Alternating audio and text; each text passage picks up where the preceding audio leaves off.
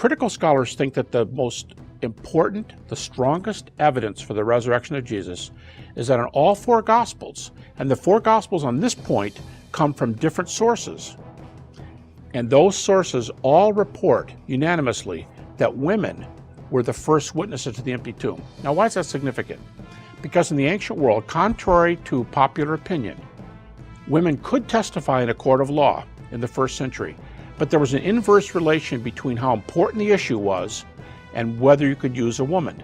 So think about this. You're making up, quote unquote, you're inventing the Christian story decades later, and you're trying to prove an empty tomb. Do you use women as your primary witnesses? Of course not, because people aren't going to let you get away with that. But why do all four Gospels use the women testimony? Easy. Because they were the first ones to find the empty tomb.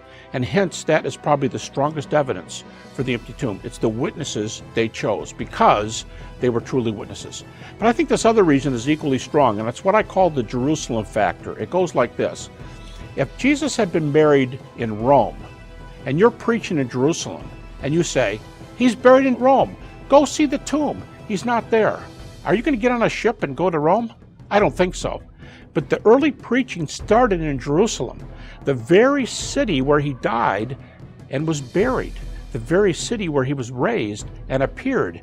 If you want to take a Sunday afternoon stroll down to the empty tomb, you can verify for yourself in how long, maybe an hour, that tomb is empty. In other words, bury him in some other city, but don't go preaching it in Jerusalem unless that tomb is empty. Now, some skeptics will say, well, come on, according to your own book, Acts, they don't start preaching this for 50 days. The body would be all rotted by then.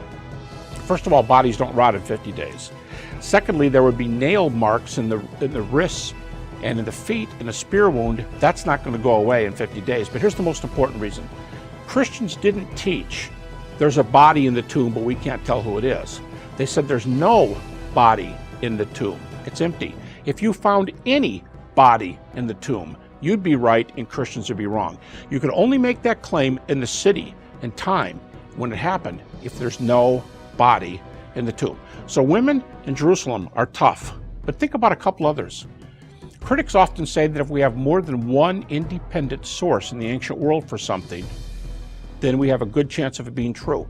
We have several independent sources for the empty tomb, and critics count that very, very highly. Some critics say 3, some critics say 4 different sources. But we have more than one, we have several. In the ancient world, more than one makes a big difference. Here's another one, the Greek word, anastasis, the Greek word for resurrection. The word itself means to stand up again. The word is almost never used, some say never used, in ancient literature. Pagan, Jewish, or Christian, perhaps never used in any context other than a body being raised. Now that's important, because if a body is raised, it's not in the tomb.